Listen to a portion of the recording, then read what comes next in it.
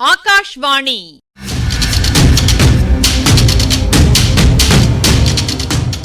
பொன்னியின் செல்வங்கள் வாசிப்பும் ஆய்வும். வாசிப்பவர் ராமசுவாமி சுதர்சன் அவர்கள்.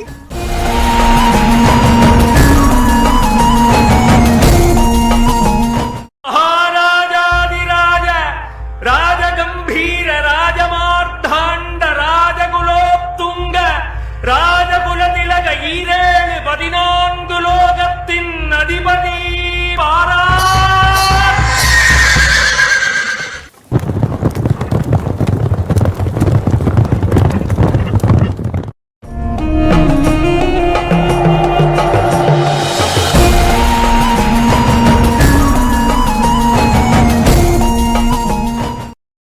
லதா மண்டபத்தின் தோட்ட வாசலண்டை வந்து நின்ற நந்தினி 3 தடவை கையை தட்டினாள்.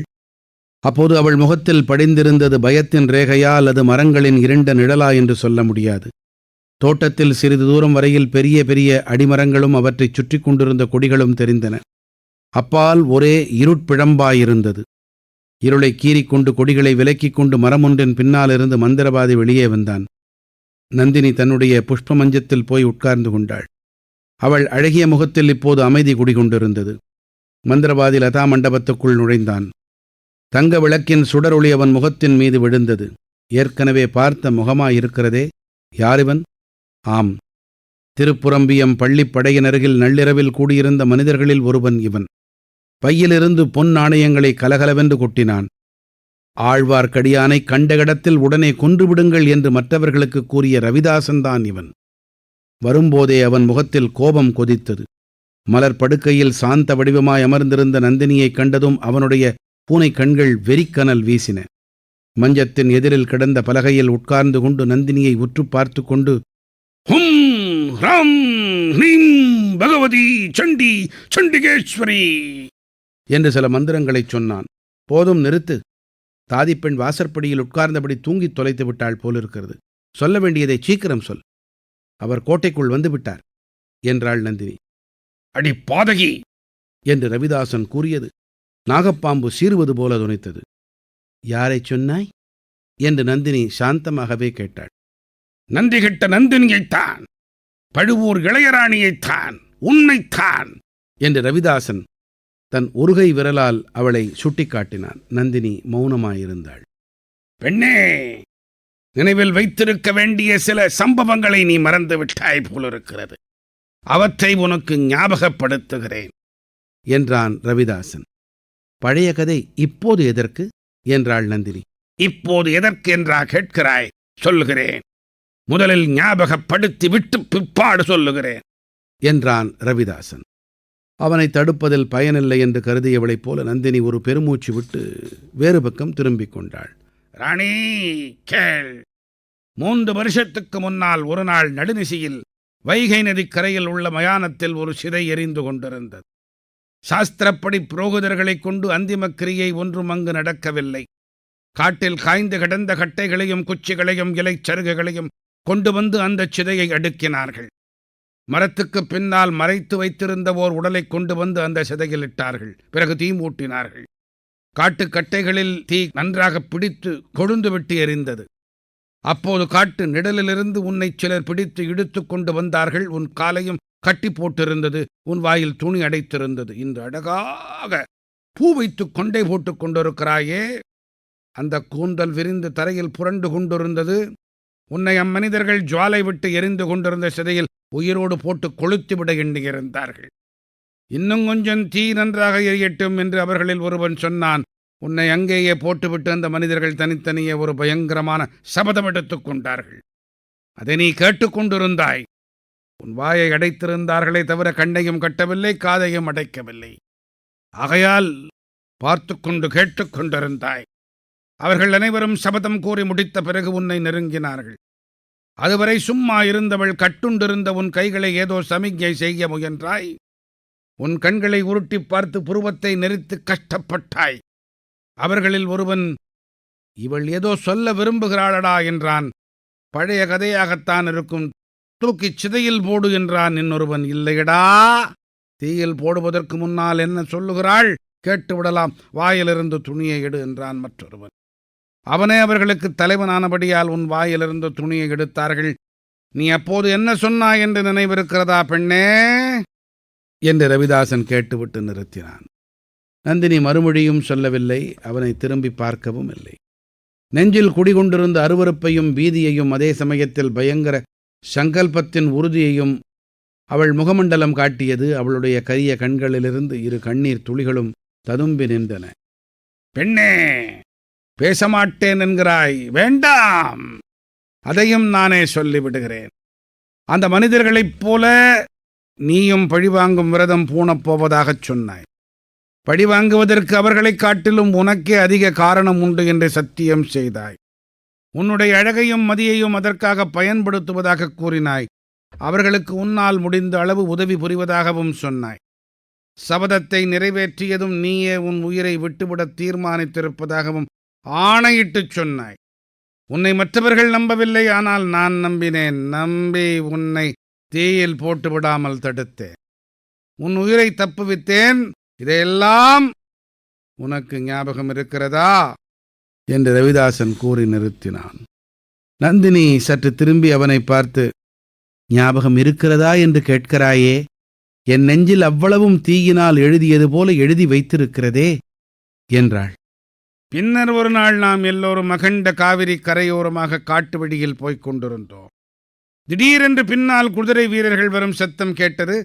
அவர்கள் போகும் வரையில் நாம் ஒவ்வொருவரும் தனித்தனியாக காட்டில் ஒளிந்து கொள்ள தீர்மானித்தோம். ஆனால் நீ மட்டும் அத்தீர்மானத்தை மீறி வழியிலேயே நின்றாய். அந்த வீரர்கள் உன்னை பிடித்துக் கொண்டார்கள். அவர்களுடைய தலைவனாகிய பழுவேட்டரையன் உன்னை கண்டு மயங்கி உன் மோக வலையில் விழுந்தான். அவனை நீ மணந்தாய். என்னைச் சேர்ந்தவர்களெல்லாம் நான் ஏமாந்து விட்டதாக என்னை இடித்துக் கூறினார்கள். நான் உன்னை விடவில்லை. எப்படியோ ஒரு நாள் உன்னை தனியே பிடித்துக் கொண்டேன். துரோகியாகிய உன்னை கத்தியால் குத்தி கொன்றுவிட எண்ணினேன்.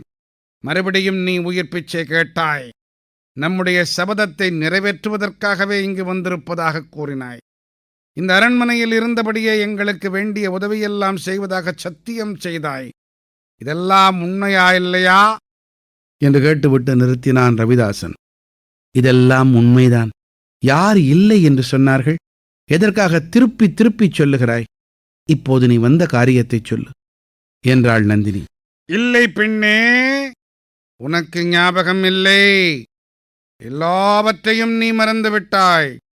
பழுவூர் அரண்மனையின் சுகபோகத்தில் அழுந்தி உன் சபதத்தை மறந்து விட்டாய். அரிசுவை உண்டி அருந்தி ஆடை ஆபரணங்கள் புனைந்து சப்ரகூட மஞ்சத்தில் பட்டு மெத்தையில் உறங்கி தந்த பல்லக்கில் பிரயாணம் செய்யும் ராணி நீ. உனக்கு பழைய ஞாபகங்கள் எப்படி இருக்கும்? சீச்சி, இந்த மஞ்சமும் மெத்தையும் ஆடை ஆபரணமும் யாருக்கு வேண்டும்? இந்த அற்ப போகங்களுக்காகவா நான் உயிர் வாழ்கிறேன்? இல்லவே இல்லை. அல்லது வழியில் போகிற வாலிபனுடைய சௌந்தரிய வதனத்தைக் கண்டு மயங்கிவிட்டாய் போலும். புதிதாக கொண்ட மையலில் பழைய படிவாங்கும் எண்ணத்தை மறந்திருக்கலாம் அல்லவா? நந்தினி சிறிது துணுக்கமடைந்தாள். அதை உடனே சமாளித்துக் கொண்டு பொய், முழு பொய் என்றாள். அது பொய்யானாள். நான் இன்று வரப்போவதாக முன்னதாகச் சொல்லி அனுப்பியிருந்தும் வழக்கமான இடத்துக்கு உன் தாதி பெண்ணை ஏன் அனுப்பி வைக்கவில்லை? அனுப்பி வைத்துத்தான் இருந்தேன். உனக்கு வைத்திருந்த ஏணியில் இன்னொருவன் ஏறி வந்துவிட்டான். அந்த மூடப்பெண் அவனை நீதான் என்று எண்ணி அழைத்து கொண்டு வந்து விட்டாள். அது என்னுடைய குற்றமா? யாருடைய குற்றமாயிருந்தால் என்ன? இன்னும் ஒரு கணத்தில் என் உயிருக்கு ஆபத்து வருவதாயிருந்தது. அந்த வாலிபனை தேடி வந்த கோட்டை காவலர் என்னை பிடித்துக் கொள்ள இருந்தார்கள். இந்த அரண்மனைக்கு பக்கத்து காட்டிலுள்ள குளத்தில் மூச்சு திணறும் வழியில் முழுகியிருந்து அவர்கள் போன பிறகு தப்பித்து வந்தேன். சொட்ட சொட்ட நனைந்து வந்தேன். உனக்கு அது வேண்டியதுதான். என்னை சந்தேகித்த பாவத்தை அந்த முழுக்கினால் கழுவிக்கொண்டாய். பெண்ணே, சத்தியமாகச் சொல், அந்த வாலிபனுடைய அழகில் நீ மதிமயங்கி விடவில்லையா? சீச்சி, இது என்ன வார்த்தை? ஆண் பிள்ளைகளின் அழகை பற்றி யாராவது பேசுவார்களா? இந்த வெட்கங்கெட்ட சோழ நாட்டில்தான் அரசன் அழகன் என்று கொண்டாடுவார்கள். ஆண் பிள்ளைகளுக்கு அழகு உடம்பிலுள்ள போர்த்தழும்புகள் அல்லவா? நன்றாகச் சொன்னாய். இது நீ உண்மையாகவே சொல்லும் பட்சத்தில் அந்த வாலிப வழிப்போக்கன் இங்கு எதற்காக வந்தான்? முன்னமே சொன்னேனே, நீதான் என்று எண்ணி வாசுகி அவனை அழைத்து வந்தாள் என்று.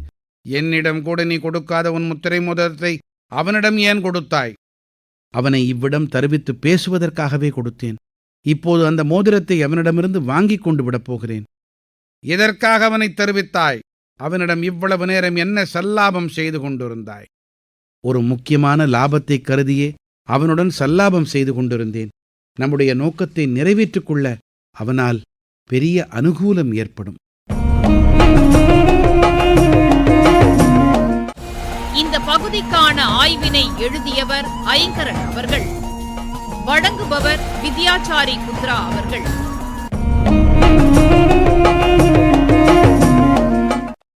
அந்த கோட்டையில இருந்து உயிரோட வெளியே போகணும்னா கரிகாலன் கொடுத்த ஓலைக்கு குந்தவை கொடுக்கப் போகிற மறு ஓலையை நந்தினியிடம் காட்டணும். இதான் நிபந்தனை. மிகவும் அபாயமான நிபந்தனை. இதுக்கு தகுந்த பரிசு என்ன? அவள் மனச ஊடுருவற மாதிரி இப்படி ஓர் அஸ்திரம் போடுறான். கனவுல கூட கருதாத பரிசு. சோழப் பேரரசில் இன்னிக்கு பேராற்றலோடு விளங்குற பெரிய பழுவேட்டரையர் எந்த பரிசுக்காக வருஷக்கணக்கா தவம் கிடக்கிறாரோ அத்தகைய பரிசு. இதச் சொல்லிட்டு தனது மோகனாஸ்திரத்தை வீசரா நந்தினி. பெரிய குழப்பம் வந்தியத்தேவனுக்கு. ஆந்தை குரல் கேட்குது. நிஜ மந்திரவாதி வந்துட்டான். அவன் எனக்கு இனிமே தேவையில்லைங்கிறா. ஆமா, முக்கியமான விஷயங்களை வல்லவரையனோட பேசியாச்சே. அந்த மந்திரவாதியோட தேவை என்னன்னு பார்க்கணும். நிபந்தனையை ஏத்துக்கிட்டதுக்கா ஏத்துக்கிடாததுக்கா பதிலேதும் இல்லை. ஒருவேளை வந்தியத்தேவன் தப்பிச்சு போனதுக்கு அவன் உதவலாம். அவ கை காட்டின இருட்டு பகுதியில ஒளியப் போறான் வந்தியத்தேவன். கடும் கோபத்தோட வந்து நிக்கிறான் மந்திரவாதி. ஏற்கனவே திருப்புறம்பயம் பள்ளிப்படை காட்டுல நாம பார்த்திருக்கோம் இவனை. ரவிதாசன். பூனை கண்கள். மரபணு காரணமா சிலருக்கு பூனை கண்கள் அமையும். ஒரு வித்தியாசமான தோற்றத்தை கொடுக்கும். அவ்வளவுதான். மந்திரவாதிங்கிற பேருக்கு ஏத்த மாதிரி சில மந்திரங்களை சொல்றான். தன் தேவைக்குத்தான் ரவிதாசன் அங்க வந்திருக்கணும். ஆனா பழைய கதையுடைய மறுபதிவுல இறங்கிடுறான். சல்லாபம். இந்த சொல்ல இதுக்கு முன்னாடி கந்தமாறன் பயன்படுத்தினான் கடம்பூர்ல. கவலையே இல்லாம அரட்டை அடிக்கிறத குறிக்கும். இப்ப ரவிதாசன் சொன்ன சல்லாபம் குரோதத்தால எழுந்த சொல். இதன் உட்பொருள், அந்த வாலிபன் யாரோ, அவனை ஏன் அழைச்சு இத்தனை நேரம் சல்லாபம் செஞ்சிட்டு இருந்த? வந்தியத்தேவன் அபயத்தை அபயமாக்கினான். நந்தினி சல்லாபத்தை லாபமாக்கறா. எப்படி இந்த விளையாட்டு?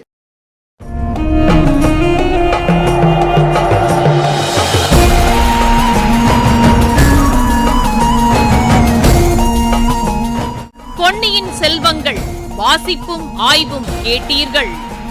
வாசித்தவர் ராமசுவாமி சுதர்சன் அவர்கள். வழங்கியவர் வித்யாச்சாரி புத்ரா அவர்கள். படைப்பு சென்னை வானொலி நிலையம்.